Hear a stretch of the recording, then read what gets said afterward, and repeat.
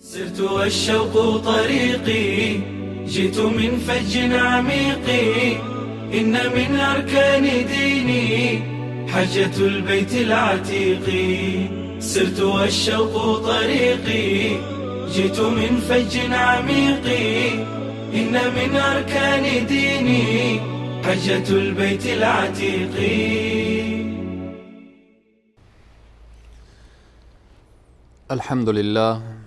الحمد لله رب العالمين، والصلاة والسلام على رسوله محمد وعلى آله وأصحابه ومن تبعهم بإحسان إلى يوم الدين. قال الله تبارك وتعالى في القرآن العظيم: فأعوذ بالله من الشيطان الرجيم، والتين والزيتون وطور سينين وهذا البلد الأمين. وأيضا قال الله تبارك وتعالى: لا أقسم بهذا البلد وأنت حل بهذا البلد. صدق الله العظیم. خدمت همه عزیزان و بزرگواران، السلام علیکم و رحمت الله تعالی و برکاته. همه شما عزیزان را به برنامه درس های حج خوش آمدید میگویم. پروردگار عالم سرزمین حرمین شریفین را نصیب همه امت اسلامی، خصوصا بینندگان عزیز و گرامی بگرداند. در جلسه گذشته، برنامه گذشته، پیرامون اخلاص بود. حالا درس دیگری که ما از این سفر میگیریم اینه که چرا این سفر را انتخاب میکنید؟ چرا مکه مکرمه؟ چرا این سرزمینی که وادی لم یزرع برایش گفته شده، یعنی جایی که اگر کسی بخواه به خاطر سیاحت و به خاطر تفریح بیایه، خب جاهای دیگری در روی این کره زمین هست که در عالم ظاهر خیلی سرسبز تر و خیلی زیباتر و از لحاظ تجملات ظاهریش خیلی اماکن سیاحتی بهترتری هست. چرا مکه مکرمه را انتخاب می کنید؟ چرا به این سفر عزم و اراده دارید؟ اصلا برمیگردیم به این مسئله. 1,700,000,000 مسلمان، یا می توانیم بگوییم بیش از 1.5 میلیارد مسلمان، زن و مرد، پیر و جوان، فقیر و غنی، عرب و عجم، قلوب همه می تپد از ذوق مکه مکرمه. محبت این سرزمین در قلوب همه امت اسلامی موجود هست. چرا این همه محبت به مکه؟ چرا این همه ذوق به این سرزمین مبارک؟ پس اینجا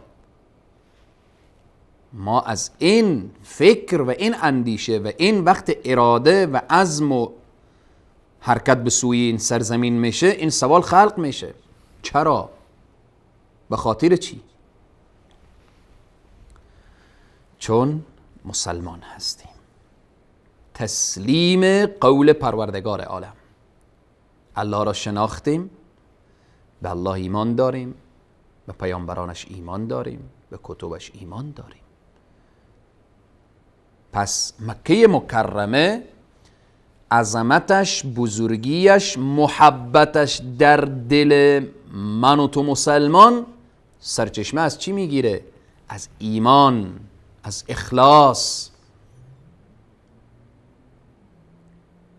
وقتی مسلمان ایمان داره به قرآن که کلام پروردگار هست، قرآن که میگه و هذا البلد الامین، از این تعریف و توصیف این شهر قرآن داره بیان میکنه. لا اقسم بهذا البلد، الله سبحانه و تعالی هست که با سنگ مکه قسم یاد میکنه، شهر مکه قسم یاد میکنه. ابراهیمی که چقدر تعریف و توصیفش را من و شما قبلا در برنامه های گذشته اشاره شد، امام موحدین،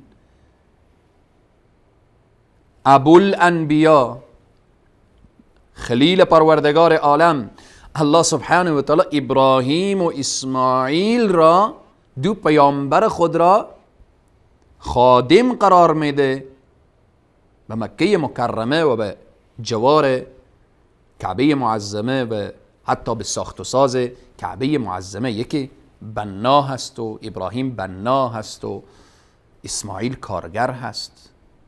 اینها. پس این محبتی که ما نسبت به کعبه داریم، عشقی که نسبت به این سرزمین هست، از لابلای این آیات به دست می آید. رسول مکرم اسلام صلی الله علیه و سلم می فرمایند وقتی که از ایشان سوال شد از اولین مسجدی که در روی زمین بنا شده، رسول معظم اسلام فرمودن المسجد الحرام، این مسجد است که اولین مسجد در روی زمین بنا شده است. رسول معظم اسلام صلی الله علیه و سلم می فرمایند حتی به قصد عبادت لا تشد الرحال الا الى 3 مساجد. شما وقتی میخواهید عزم و اراده عبادت را داشته باشید که سفری برای بیاندازید، شما قصد و اراده سفر را نداشته باشید به هیچ مسجدی مگر به این 3 مسجد، المسجد الحرام و مسجد هذا و مسجد الاقصی. به قصد عبادت به طرف مسجد الحرام حرکت کنید، به قصد عبادت به طرف مسجد رسول صلی الله علیه و سلم مدینه منوره حرکت کنید و همچنین به طرف مسجد الاقصی. الله سبحانه و تعالی مسجد الاقصی را از لوث مکاران امروزی و جنایتکاران امروزی، صهیونیست های خونخوار و خوناشام نجات بدهد، که همانطوری که امروز مسلمانان چقدر با اشتیاق کامل حرمین شریفین را زیارت میکنن، از الله میخواهیم که روزی فتح و ظفر و پیروزی نصیب امت اسلام بشه تا اینکه مسجد الاقصی را هم عزم و اراده سفر به قصد عبادت طرف مسجد الاقصی برویم. پس سرزمین مکه مکرمه جایگاهی است که وقتی که انسان به مکه داخل میشه تفسیر قرآن را عملا انسان میبینه. چگونه؟ این عظمت کعبه، عظمت مکه، اینها در فکر و ذهن هر مسلمانی هست. این از کجا پیدا شده؟ از لابلای قرآن، احادیث رسول صلی الله علیه و سلم. چگونه؟ وقتی که شخص وارد مکه مکرمه میشه، و هذا البلد الامین، این شهر است که مسما به امین شده، و من دخله کان آمنا، کسی که در این شهر داخل شد در امن. وقتی وارد مسجد الحرام شما شدیم، یاد شما میاد فول وجهک شطر المسجد الحرام، الله اکبر. وقتی چشم شما به کعبه افتاد، ان اول بیت وضع للناس للذی ببکة مبارکا و هدى للعالمین. وقتی چشم شما به مقام ابراهیم علیه السلام افتاد، واتخذوا من مقام ابراهیم مصلا. وقتی شما به صفا و مروه رفتید، ان الصفا والمروه من شعائر الله، هر جایی که قدم میگذارید آیه از آیات قرآن تعریف و توصیف این سرزمین مبارک داره. حالا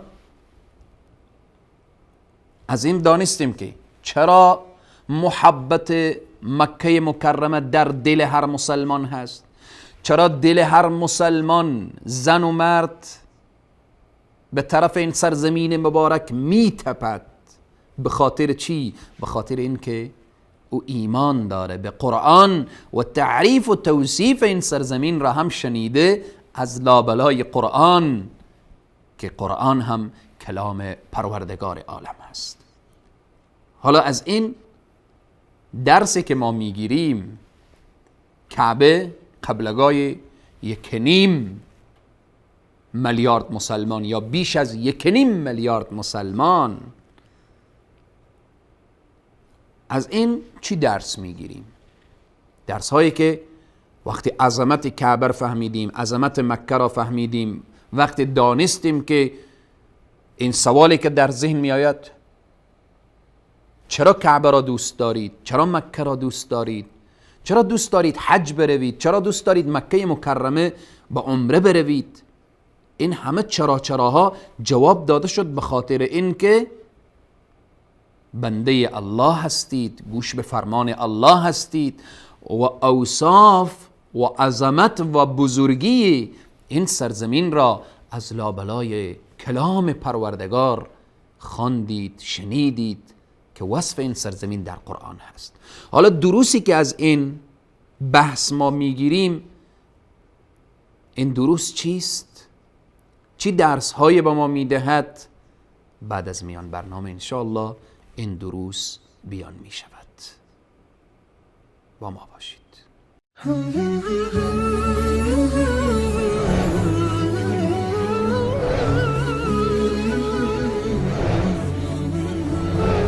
مثال حق، ندای حقیقت. مجددا السلام علیکم و رحمت الله تعالی و برکاته. عظمت و بزرگی مکه مکرمه و سرزمین مبارک مکه مکرمه را دانستیم. حالا دروسی که حاجی از این سفر میگیره چیست؟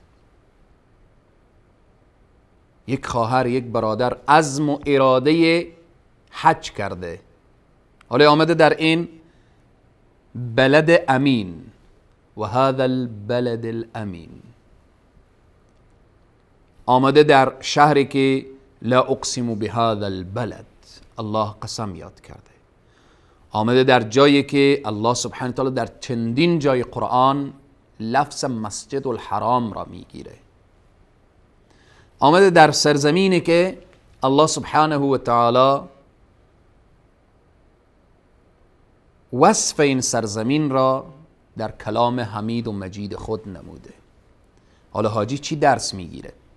درس اینه که ما در رسانه های امروزی، در بعض منابر که آنهایی که بحث از اسلام و بالاخره خود را هم مسلمان هم دارن و مسلمان هم میگوین و خود را از زمره مسلمین هم قرار میدن، میخوان این اشخاص مکه مکرمه ای که با این عظمت و بزرگی بیان شده، میخوان که عظمت و بزرگی مکه را بیارن پایین، یک مکانی که هیچ فضیلتش نه در قرآن ثابت شده نه در احادیث ثابت شده، میخوان او را بلند ببرن.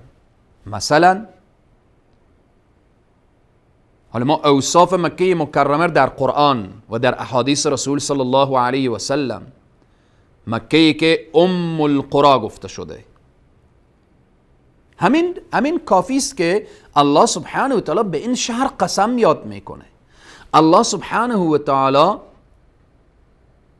قلوب تمام امت اسلامی، تمام قلوب امت اسلامی به طرف این سرزمین قرار داده. الله سبحانه و تعالی وقتی ابراهیم علیه السلام قرار داد، ابراهیم علیه السلام دعا میکنه ربنا انی اسکنت من ذریتی بواد غیر ذی زرع عند بیتک المحرم ربنا لیقیموا الصلاة فاجعل افئدة من الناس تهوی الیهم. این که قلوب همه طرف این سرزمین هست دعای ابراهیم علیه السلام هست. ابراهیم علیه السلام خلیل پروردگار عالم، محبوب پروردگار عالم دعا میکنه. امروزه میبینیم عده مسلمان نماهایی که به ظاهر شعار اسلامی را سر میدن اما در باطن ایمانشان و عقیدهشان سرچشمه از ابن سبع یهودی میگیره، میاین مثلا میگن کربلا، عظمت و بزرگی کربلا انقدر هست. دو نمونه را اشاره میکنم.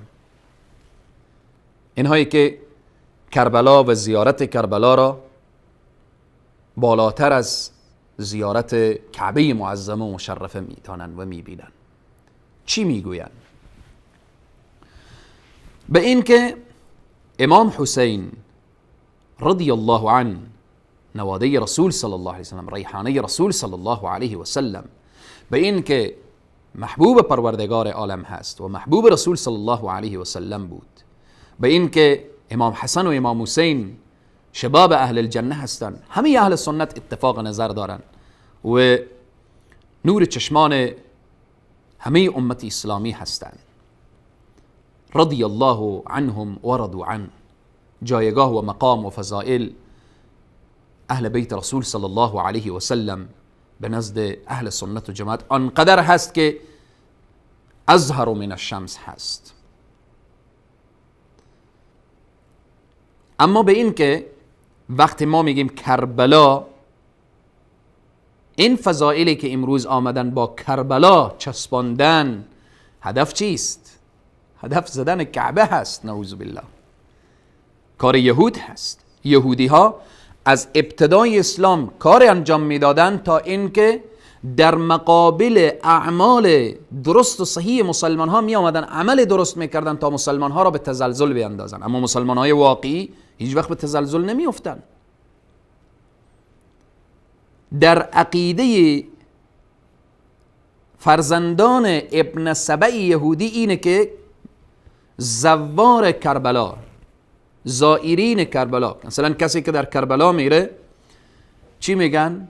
میگن عرقی که کسی که در مسیر راه کربلا میریزانه از هر قطره این عرق الله سبحانه و تعالی نعوذ بالله ثم نعوذ بالله 70 فرشته میسازه و خلق میکنه. نعوذ بالله ثم نعوذ بالله. چقدر افترا و بهتان به خدا و برای فرشتگان الله و به اینها. امام حسین از این حرفها بیزار هست. نواده رسول صلی الله علیه و سلم سر رستن جدا کرد تا این حرفهای و خزعبلات از بین جامعه دور بشه. دیگر این که در کتب رافضه می نویسه که شخص 19 مرتبه حج کرده بود و بعد آمد پیش امام جعفر صادق که من 19 مرتبه حج کردم. بعد امام جعفر صادق گفت که یک مرتبه دیگه هم حج کن تا اینکه اجر و ثواب یک مرتبه زیارت کربلا را کسب کرده باشید. استغفر الله، اعوذ بالله، سبحانك هذا بهتان عظیم. این بهتان بزرگ است برای حضرت امام جعفر صادق که چنین گفته باشه. نعوذ بالله. شما ببینید، پس هر انسانی که عزم و اراده حج میکنه باید این در سر بگیره که من حج آمدم به دستور الله، فضیلت کعبه در قرآن، بحث صفا و مروه در قرآن، مقام ابراهیم در قرآن، منا و عرفات و مزدلفه در قرآن، همه توصیف این سرزمین را الله کرده. در کجای قرآن کنایتا از کربلا گفته شده؟ در کجای قرآن؟ صراحت نه، کنایه. در کجا احادیث صحیحه رسول صلی الله علیه و سلم بحث از کربلا شده؟ جایی که اینقدر عظمت داشته باشه در قرآن وصفش نمی آیه؟ جایی که اینقدر عظمت داشته باشه رسول صلی الله علیه و سلم امت خود را از این خیر کثیر محروم میکردن و زیارت خود رسول صلی الله علیه و سلم اینقدر ثواب نداره که برای امام حسین ثواب داره؟ زیارت سیدنا علی ابن ابی طالب اینقدر ثواب نداره، زیارت امام حسین ثواب داره؟ پس حاجی این در سر میگیره که این سفر ما را متوجه میسازه چرا کعبه را دوست داریم؟ چون در قرآن بیان شده. چرا به سفر حج میریم؟ چون دستور الله هست. چرا به کربلا نمیریم؟ خب قصد عبادت درست نیه. چرا در کربلا نمیریم؟ چرا در فلان زیارت نمیریم؟ چرا فلان امامزاده را زیارت نمی کنیم؟ چرا به فلان زیارتی که از جمله اولیای خدا حتی باشه چرا رخت سفر نمی بندیم؟ چون رسول صلی الله علیه و سلم فرمودن لا تشد الرحال الا الى 3 مساجد، مسجد الحرام، مسجدی هذا، مسجد یعنی مسجد رسول صلی الله علیه و سلم و مسجد الاقصی. به هر حال درسی که حاجی عزیز ما از این سفر میگیره اینه که چرا به حج میری؟ الله گفته. چرا طواف میکنی؟ الله گفته. چرا به صفا و مروه میری؟ الله گفته. چرا به کربلا نمیری؟ چرا به زیارت امام رضا نمیری؟ چرا قصد عبادت به فلان کشور و فلان کشور و فلان کشور پیش اون امام و امامزاده و اینها نمیری؟ الله نگفته، رسول الله هم نگفته، نمیروم. این درسر این سفر حج به ما میدهد. پروردگار عالم به ما توفیق بده که به آنچه که الله سبحانه و تعالی به ما دستور داده انجام بدیم و از آنچه که قرآن، رسول الله صلی الله علیه و سلم و سلف صالحین ما را منع کردن و ما هم باید خود را از آن باز بداریم. تا برنامه بعد که باز هم پیرامون درس های از حج هست، انشاءالله به توفیق الله سبحانه و تعالی در خدمت قرار خواهیم گرفت. تا برنامه بعد شما را به خداوند کریم و رحیم می سپارم. والسلام علیکم و رحمت الله تعالی و برکاته. سرت والشوق طريقي، جئت من فج عميق، إن من أركان ديني حجة البيت العتيق. سرت والشوق طريقي، جئت من فج عميق، إن من أركان ديني حجة البيت العتيق.